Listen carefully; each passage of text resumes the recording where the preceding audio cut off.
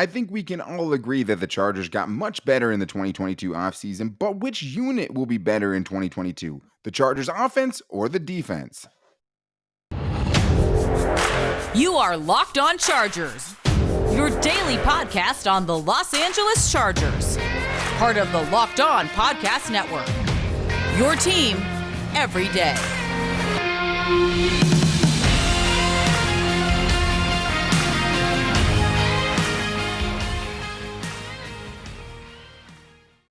What is up, and welcome into the Locked On Chargers podcast. I'm your host, Daniel Wade, joined as always by my co-host, David Droegemeier, and we've been covering the Chargers together for over 6 seasons, but we're heading into our 5th season as the host of the Locked On Chargers podcast, bringing you your team every day.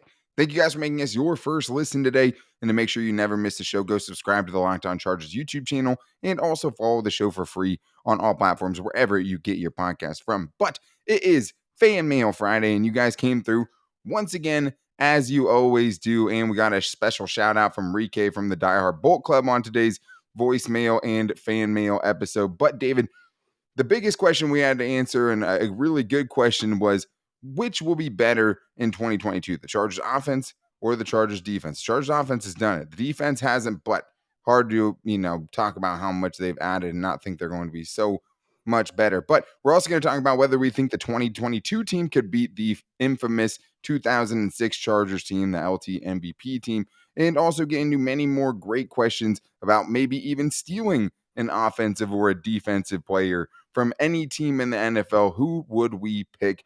But David, it starts here with a great question from Twitter. This is from Chris Saiz, who asks, which will rank higher this season, offense or defense? So I think with this, ranking higher, there's a lot of different ways you could go with that, right? So I took it as just which one's going to be better. And I think it's a really, really good question because the Chargers offense was already good. They didn't lose much, really anything. You could still argue that they've improved, even though there weren't as many additions to the Chargers offense. But the defense, right? You do lose a couple guys, probably more substantial guys, Uchenna Nwosu, Kazir White, Justin Jones, Linval Joseph. But what you added there, Mack and Jackson and Joseph Day and Austin Johnson, Kyle Van Noy, Bryce Callahan, Morgan Fox. The list goes on and on, not even including the guys that they picked up in the draft. So, David, when you're looking at this one here, what do you think is going to be better in 2022?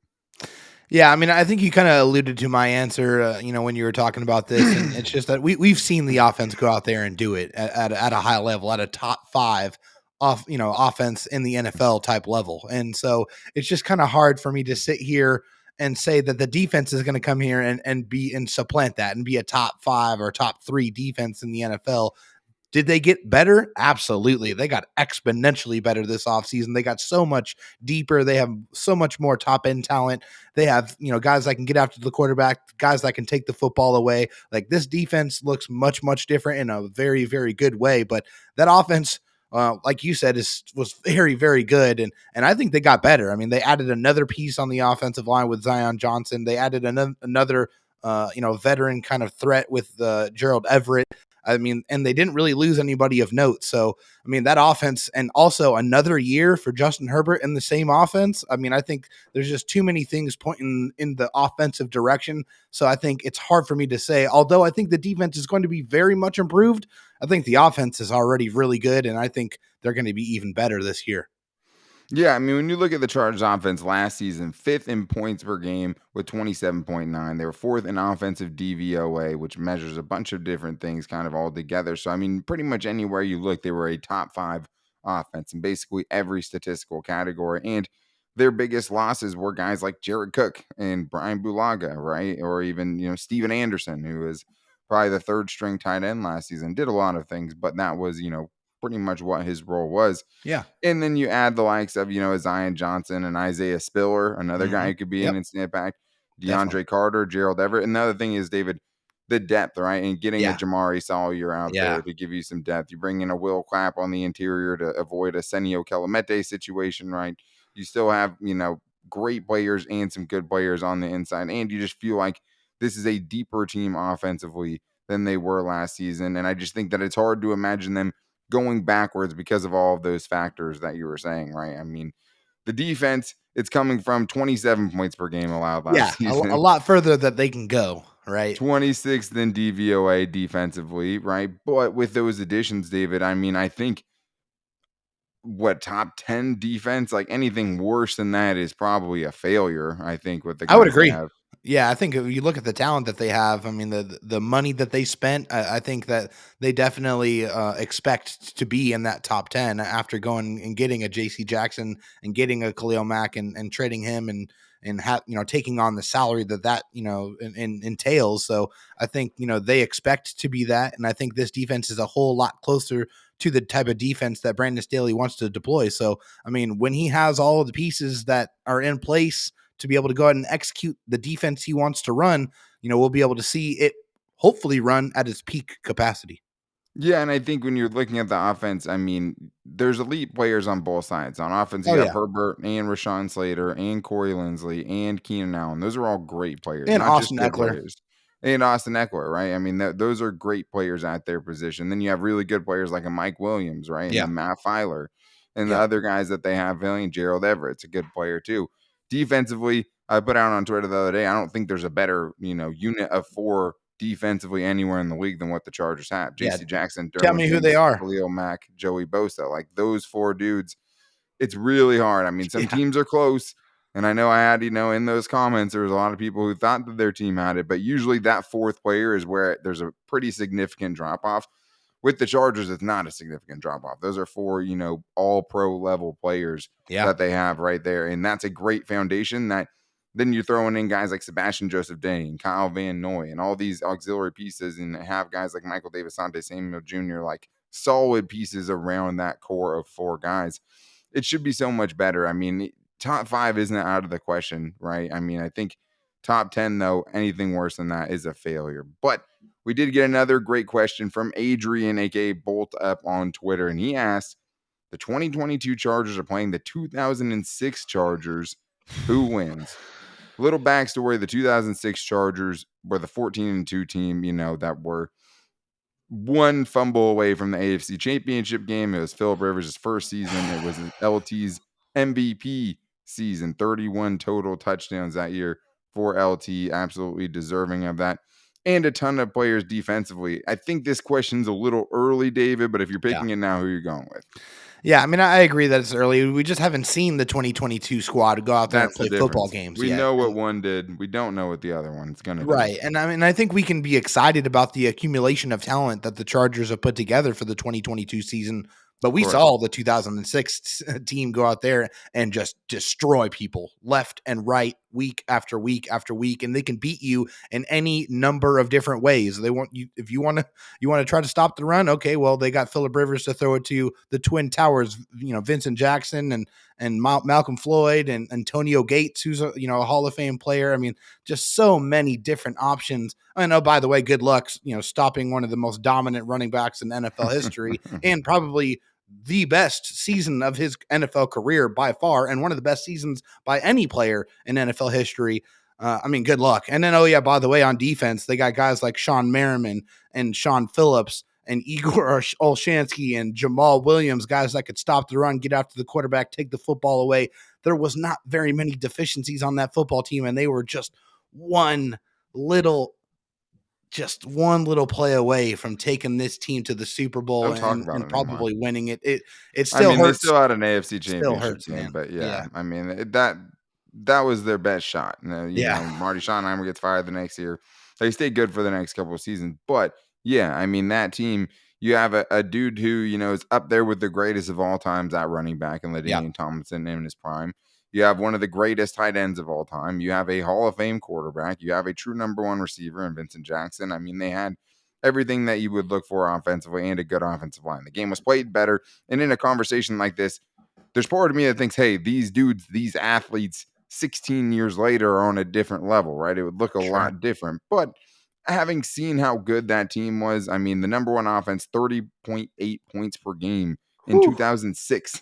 That's a powerhouse. I mean, they only gave the ball away 13 times while also having 32 rushing touchdowns and averaging 161 rushing yards per game. Their defense was 7th in points per game allowed, which seems fine, but it's 18.9. Like, that's a really good number. While also having 16 interceptions, 61 sacks, and the league lead last year was the Steelers with 55.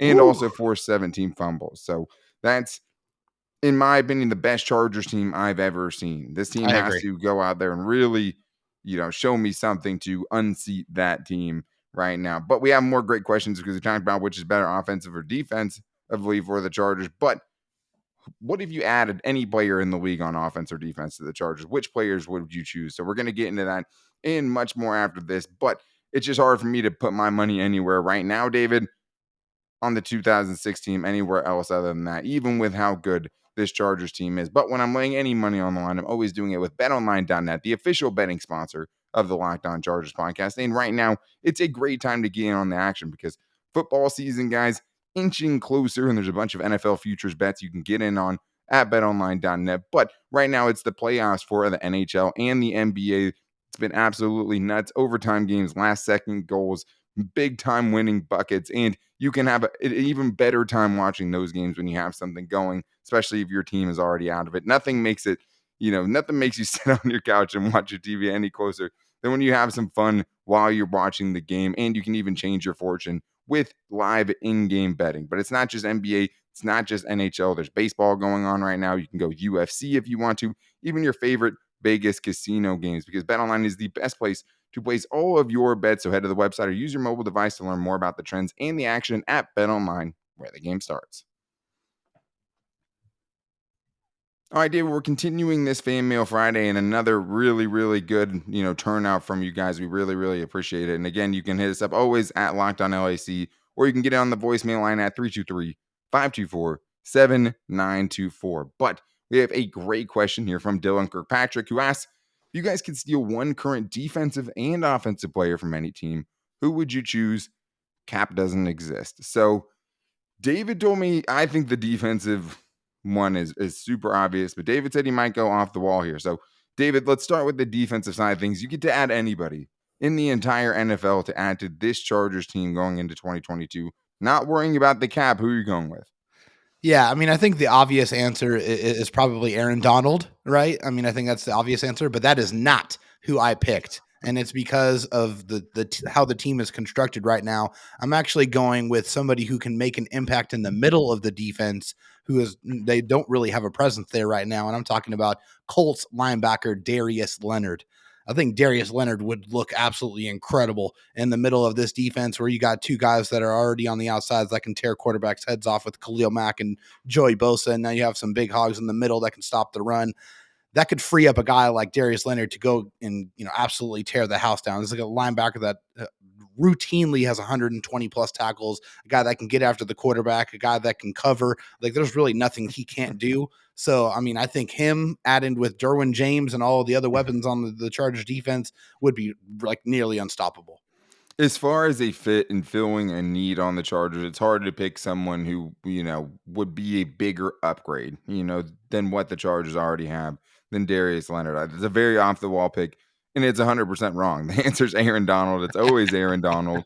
You have a guy who's already thrived in Brandon Staley's defense. It doesn't Yeah, I matter who know. you have on the inside. To have that interior pass rush, because the Chargers don't have that right now. Right. You want to talk about improving one area, improving the interior pass rush would be a huge, monumental leap to get one of the best defensive players of all time. Not just right Yeah, now, true. ever. Multiple time defensive player of the year. Inside, Aaron Donald is always the answer in any defensive player, especially, Cap not included, even at his age. I'm always going Aaron Donald there, even for this team, because that's still such a monumental upgrade over what they have inside, because he's a monumental upgrade over everyone. He's the best Yeah, defensive tackle I've ever seen. So it's definitely true. offensively, there's a few different ways you could go with it. I have like 17 different options here. So David, I'll let you start. Who are you going with offensively? I think I know. Yeah, I mean, this one was honestly a lot more difficult in my mind. I mean, Aaron Donald withstanding, I think that's, like I said, the obvious answer. But on offense, I think, it would be really awesome to see a Jamar Chase Oh, I mean, in this offense, just a true speed demon, deep threat. That would be amazing. But he is not my pick. It is actually Ryan Ramczyk, the right tackle from the New Orleans Saints. I just think that he is the best right tackle in the game. He only gave up 5 sacks the last 3 seasons combined. This dude is the truth, the real yeah. deal. You pair him with Rashawn Slater, you got booking tackles for the next at least 5 years. and guys that are going to make sure that no one gets anywhere close to Justin Herbert. Yeah, and I mean, that's a guy I had. I mean, you go Ryan Ramczyk, you go Elaine Johnson, someone like that, where you're just getting an elite right tackle. I mean, that would be great for this offense. But I think I like this question because we went different ways. I mean, you're going the biggest upgrade, the biggest need still left Yeah. on the Chargers. I'm just trying to go best player available, which is what made it tough for me because, yeah, I mean, it might be Jamar Chase. Like, Yeah. that might just be the answer because if you're Right. looking at what the Chargers need, yak and a deep threat, the dude ran a 4.38. He can take a slant 75 yards to the house. I mean, a couple of drops, I will deal with Dude's them. The filthy. dude Yeah. is a freak. I mean, even like a Justin Jefferson, right? You 4.42, Yeah, it's but the like, same thing. I mean, you look at the best receivers, right? The Chargers in particular have guys who aren't fast, right? But like Cooper Kupp ran a 4.62, Devontae Adams 4.56, Debo, right? A guy you didn't even Yeah. bring up who would help the Chargers, especially with that yak situation. He would be Sure. nasty, Yeah. right? 4.48, Justin Jefferson 4.43. I mean, it might be Jamar Chase, but here's a couple of off the wall guys too. What about Derrick Henry, right? What about a Jonathan Taylor or someone like that where you're That just would be getting an elite? nasty. It wouldn't be the answer. I'd still go with a receiver and just get the best player that would also help the Chargers offense the most. Yeah. What about Mark Andrews? You know what I mean? Ooh, Like, yeah. go get yourself a tight end who was a number one wide receiver. He's not going to help Sure. you in the speed department, but you match that dude up with Justin Herbert. You put him on this offense. I mean, look out because that dude's a freak, right? And I mean, Yeah. Tyreek Hill would be another one too. Chief, off the field stuff, I'm Yeah, I good don't on really Tyreek like Hill. Tyreek Hill No, personally. I mean, he would be like perfect because he has He's yak he's a game 4.2 wrecker. Everybody speed. knows that. I mean, But that dude's no, stupid, but no. ridiculous. Yeah, I mean, But that's no. but I Yeah. think I mean, it might be Jamar. I think I'm gonna go with Jamar Chase. I mean, Yeah, see, I talked you into it, huh? oh, no, I mean, that's who I had. I just didn't Yeah. think that you were gonna bring that up. I mean, I Yeah, man. figured you would go something more, like what I thought you would go with, like Ram Ramczyk. I thought Yeah. you would do I something mean, more like that. But predictable. Jamar Chase, though, I mean, in this scenario too, I'm taking him away from Joe Burrow, which I mean Oh, has yeah. me, cackling. Like, I mean, yeah, see what he would do with Justin Herbert, in that arm. But I Right, think that exactly. that might be the right answer, which is crazy because the dude only had one season, but he's a freak. All right, let's get to a voicemail that we have here. An old caller calling back in again, and we very much appreciate it. Let's hear what Joe from Jersey has for us. Guys, it's Joe from Jersey. Long time no talk. I haven't called in a while, but I have been listening every single week. You guys are awesome. Two things, two players I want to talk about. Kenneth Murray, do you think he's going to come back from the injury and be a Keenan Allen kind of like rebound? Or do you think he's going to be more like a Jason Verrett and never really get over that and always have something there? And then the second player is, Pipkins and Storm Norton at right tackle. I'm not as down on those two as everybody else is. I thought Pipkins played really good when he got an opportunity, although it's very limited. He's got the body, he's got the feet. I think he'd do it as long as he can get the mental game down. And for Norton, I think he's an average right tackle, maybe a little bit below. But we've got such a good line that we shouldn't need an all-star at every position. We need to sacrifice a little bit at certain places, or we could put a tight end there to help chip if we really need to. What are your thoughts, guys? Again, guys, great show, and talk to you soon. Go Bulls. All right, Joe. Well, I think there's a couple of things here. I think with the Kenneth Murray situation, the reason it's different, right? I mean, the reason you can't compare it to Jason Verrett or even, Keenan Allen is both of those dudes showed they were great early on. You knew they Yeah. were great. You knew they had the talent. They performed. I mean, Jason Verrett was an all-pro player, when he was healthy. Keenan Allen, his rookie season came in and made an argument to be the Chargers' best receiver that early on in his career. I think he had 8 touchdowns his rookie season. I mean, Yep. that was nuts after fighting his way into the lineup. You just haven't seen that from Kenneth Murray, right? So, I mean, I Yeah. think you can realistically hope that you see better from Kenneth Murray. It's hard to say with either of those guys because both of those guys showed that they were not just good, but elite players, and we haven't seen that from Kenneth Murray. To the next part of it, David, feeling back, I mean, Storm Norton was one of the worst offensive tackles in the league. I mean, maybe he's Yeah. better, right? And he can become 60 a plus slightly pressures given up. Sure, it was the second most given up in the entire league last year. But Trey Pipkins, I like. I mean, and he was good. Like, you Yeah. can't look at the way he played last year when he had to play and think it wasn't good. It's just so hard to leave it in those hands between those two guys without having any kind of, exterior competition or, outside competition for them and just giving it to one of them. That's the part that worries me. Yeah, I agree completely. I mean, everybody liked what they saw out of Trey Pipkins in those 2 spot starts that we saw last year. But everything else that you saw from him has been pretty much a disaster. So it's hard to have that confidence that he's going to go out there and be able to replicate that success game after game after game, which is what makes it so difficult to trust that position is going to be able to get solved and upgraded with those 2 players. That just, makes you feel uncomfortable. And one of the few spots on the roster where you feel that way. I mean, I think the Chargers have done a great job of shoring up most of the other holes on this team. But when you look at right tackle and it's between Storm Norton and Trey Pipkins, I think you want Trey Pipkins to be the guy because you saw what Storm Norton was last year. And I think you saw the potential that Trey Pipkins was able to put out there on the field. He's working in the offseason. He's out there with Duke Manyweather, which is great. Hopefully that translates into him being that right tackle that the Chargers drafted him in the 3rd round to eventually be. And maybe the Chargers will add someone there, right? They've been very active on the waiver wires and with their waiver claims, bringing in some offensive linemen, but just no one at the caliber no one that would make you feel better about the situation. And I'm bullish on Trey Pipkins. I like the way he looked, and I think he could be much better than we've ever seen him, right? Yeah. But it's just hard to put all of your eggs in that basket. I mean, I think Storm Norton can be a backup tackle and fill in at spots. I think he definitely can do that. But Solid just swing. when those are the only 2 options, it's a little scary because the last thing that you want, David, right? I mean, is to have that undo the other great things that you've done during this offseason. But maybe they will add someone there, and we will get into that, as well as maybe Tom Telesco still on the hot seat, and also a shout out from the diehard Bolt Club president, Enrique Cohen, into the show. So we'll get to him in the rest of those questions. But really, at the end of the day, David, I mean, you're just afraid that Justin Herbert's going to get battered. I mean, that's what it comes down to. But why think about that when you could think of brownie batter Built Puffs? The best Built bars out right now. I mean, if you guys haven't tried the Built Puffs, the first ever protein-infused marshmallow protein bars, you're just not going to find anything better. I mean, I like brownies, David, but when's the last time you've been able to eat a brownie on your diet? It doesn't happen usually very often. With Built Bar Puffs, when you get something like that tastes so good and you get to feel like you're having a brownie on your diet, it makes dieting so much easier, and it's so nice to have something that's brownie batter flavored that only has 140 calories, packed with 17 grams of protein, and only has 7 grams of sugar. And it's brownie batter flavored. I mean, brownie batter is better than actual brownies themselves.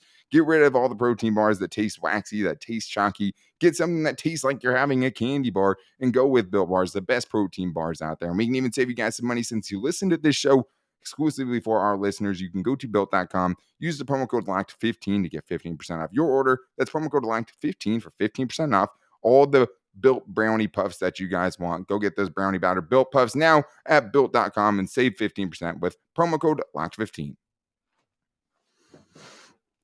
I think I got David with that transition. I don't think you saw that one coming. Justin Herbert getting battered, brownie batter. You get it. All right, Beautiful. David. Well, we have more we're going to get to here. We want to get to as many questions as possible. And you guys can always hit us up at LockedOnLAC with your questions. And we try to get to as many as we can, or send a voicemail in at 323-524-7924. But David, we're going to try to get to as many as we can here. So we have a special voicemail on today's show, and then we'll go rapid fire, get into our lightning round for the rest of the Twitter questions. But first, royalty. Guys, how's it going? It's Enrique from DHPC. Just wanted to shout you guys out because you guys help my everyday commute. Drive about 2 hours in the morning, 2 hours on the way home, and you guys make it a lot better. So keep up the great work. I love listening to you guys, and thanks for all the hard work you guys put in to cover the Chargers. Go Bolts.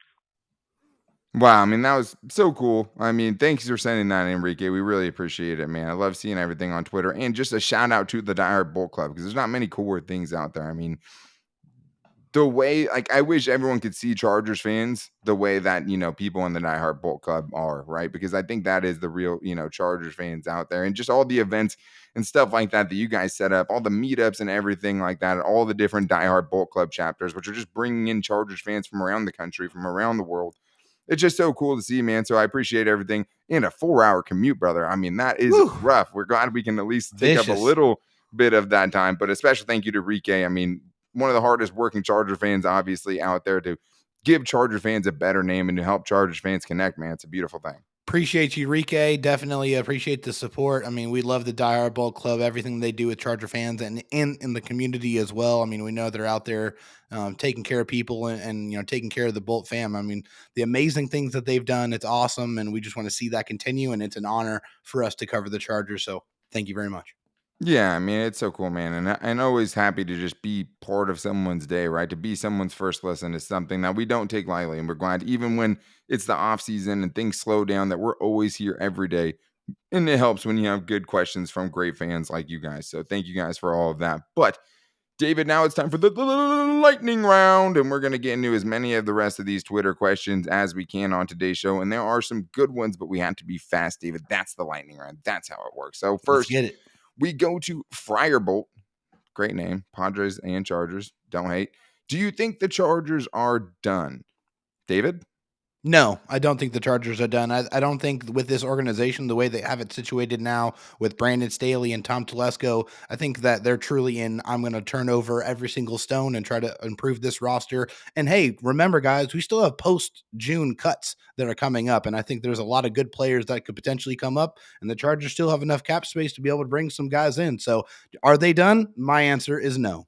Well, the thing is that with any deal, right, you need two to tango. And I think the one thing we have seen is not only that the Chargers have continued, right? The Chargers have been done, right? But from a lot of people, a lot of sources for a long time, then they just keep on adding dudes like a Bryce Callahan and a Kyle Van Noy and a Morgan Fox most recently. Like, I don't think they're done. How could you, right? Because they've just continued to show that they're willing to bring in players late. And that some of Tom Telesco's best deals have come really late in free agency. So I'm going to say no. What position, who it's going to be, hard to say at this point. I'm going to say no, though. So let's get to Jay Fig on Twitter, who asks, do you expect Jerry Tillery to get traded in season? Depth seems to have knocked him out of the rotation. So we did talk about this yesterday with Jerry Tillery and what the addition of Morgan Fox means. David, do you see a world where someone like Jerry Tillery could get traded? No, just knowing Tom Telesco, he just doesn't do a lot of those type of trades. And also, I mean, no offense to Jerry Tillery, but he has to have trade value to be able to be traded. And Great there's no point. Takes guarantee two to that tango. there's going to be teams out there that are going to be interested in Jerry Tillery's very limited services. So I don't see that happening. I think the more likely scenario is that Jerry Tillery just finds himself on the bench more than he has in the last several years. I mean, probably what's going to happen. But I think, if you were to get traded, you'd have to play well enough to earn that trade value back, right? Yeah. To where you're probably not trading him because he's playing well. Yeah. And if he is playing super well, the best case scenario is he hits free agency, he signs a big deal, potentially with the Chargers, but it'd be hard to go off that one season, or signs with someone else, and the Chargers get a compensatory pick back for it, right? That's the other thing that they could get out of it if he is playing well. If he's not playing well, it's just hard to imagine they'd be able to find someone to take part in that dance. But let's get into the next one here. This is Brandon Mitchell from YouTube. He says, after all these great offseason moves by Tom Telesco, I don't want to be negative, but if we cannot get to the playoffs with this roster after all of his good work, do we still get rid of him? Bolt up, baby. So this is the thing. I mean, for them to be good moves, like, it has to work out. If the Chargers aren't making the playoffs, how good are the moves, right? It's one of those, chicken and egg situations. But I think obviously the circumstances matter. I think Justin Herbert being drafted by the Chargers matters a lot. Getting Rashawn Slater, if Zion Johnson plays as well as we think he could, right? All of those things are working in Tom Telesco's favor, plus better draft classes. But if those better draft classes, if the offseason acquisitions aren't, working out for you, the blame can only go to two people, really, right? You're either going coach or you're going GM. I don't think they're ready to move on from Brandon Staley no matter what happens really this season, right? It would have to be an utter colossal disaster. Tom Telesco is the next guy up, but I do think that with the moves he's made, these two are probably linked. So I don't think that he would get fired after next season, even if the Chargers didn't make the playoffs. Whether or not whether he should or not, David. Yeah, I don't think he's going anywhere. I think just with Brandon Staley coming in and kind of changing the culture of how the Chargers are doing things and the success stories with Justin Herbert and, Rashawn Slater and all the other things that they've done recently to kind of change the way the outlook of the organization is, I think that these guys are going to be kind of in lockstep for the next several years. And I think he buys himself something for being urgent when urgency is needed. Like, they Yeah. have shown the urgency that you want, the urgency you begged for in years past. They are showing it this year. So Absolutely. I think that's another feather in his cap as well. But we have one more here from the former Chargers fan, then turned Packers fan, now back to being a Chargers fan. Donnie from Wisconsin is coming in on this Fan Mail Friday saying, which number will be higher? The amount of interceptions for J.C. Jackson or the amount of sacks that Zion Johnson gives up? No, I'm not dogging on Zion, but he is a rookie. So, David, easy answer for me. Where are you going? JC Jackson interceptions, baby. I mean, I don't think it's any kind of conversation there. I mean, Zion Johnson is another technical freak, just like Rashawn Slater is. So, I mean, and also he's going to be in the inside next to Corey Lindsley and guys like Matt Fowler. So the talent surrounding him is going to really maybe help. next to Matt Fowler. We'll Yeah, find maybe, out. right? If he's playing right tackle, Yeah. We don't know, but I mean, J.C. Jackson has 17 interceptions the last 2 seasons, and with the collection of talent that he has right now in the pass rush, that's going to be getting after the quarterback in front of him. I think there's no question that J.C. Jackson's going to have more INTs than Zion will give up sacks. I mean, his name's Mr. INT. I mean, they don't call Zion Johnson Mr. Sack, right? Nope. You know, that'd be a little weird. But I do think, David, I mean, if you even go back to last season after Oday Abushi got hurt, if you just combine the two guys that mostly played right tackle for the Chargers, Michael Schofield and Oday Abushi, they only gave up 2 sacks, right? Right guard, I mean, yeah. so right guard and right tackle, they only gave up 2, or right guard, these 2 right guards, Michael Schofield, Oday Abushi. After Oday Abushi got hurt, I mean, Michael Schofield took over. Even then, after losing their starter, they only gave up 2 sacks combined. So it was 0 for Abushi, 2 for Michael Schofield. So I don't think Zion Johnson's given up 5 sacks this year, and I think that's kind of like the floor of what you expect from J.C. Jackson at this point in his career. I mean, 5 would be a down season for him. Yep. I think that one's an easy one. Now, I mean, J.C. Jackson probably isn't going to get a lot of targets, you wouldn't think, but when he's shadowing your best receiver, it's going to be hard to say you're not going to throw it to your best receiver for a whole game, right? And if you do, be careful because he's ready. Throw at J.C. Jackson at your own risk. You have Mr. INT and the Heartbreak Kid now in the same defensive backfield. I mean, that's going to be a lot of fun to watch. And I think the Chargers, that's one of the big things, hopefully this year, turning the ball over, taking the ball away more than they did last season, something that's hurt them the last couple of years. They have some playmakers back there now. Can Nazir Adderley catch an interception? That'll be the biggest question. Derwin James, I mean, come on, bro. You had 2 bad you two owe bad us a drops. couple. Yeah, I mean, you owe yourself a couple, and I think you're going to get them this year. But that is going to wrap things up for today's show. Next week, the Chargers OTAs are starting, so we'll be here to cover those. And we also still want to get into, how the Chargers stack up against teams like the NFC West, or divisions like the NFC West, I should say, and the AFC South, because that's the 2 divisions the Chargers are facing off with in the 2022 season. But to make sure you guys don't miss it, subscribe to the Locked On Chargers YouTube channel and follow the show for free all the time, for free for all you guys on any platform, wherever you get your podcast from. We really appreciate it if you guys would rate and review as well. And you can also hit us up at Locked On LAC on Twitter, on our at Locked On Chargers Instagram page, and our Locked On Chargers Facebook page as well. You can find me on Twitter at Dan Talk Sports and David Droegemeier on Twitter at DroTalk SD. And you can also find us on the show on all of our social media every single day. We post it to all those places. But thank you guys for calling in, for writing in for this Fan Mail Friday. Again, you can call in anytime at 323-524-7924. Let's get some more voicemails, guys, huh? Let's get after it there, huh? But next week, we'll be back with the latest and greatest Chargers OTAs. Hopefully, we get some great stuff coming out of that. But until then, take it easy and go Bolts.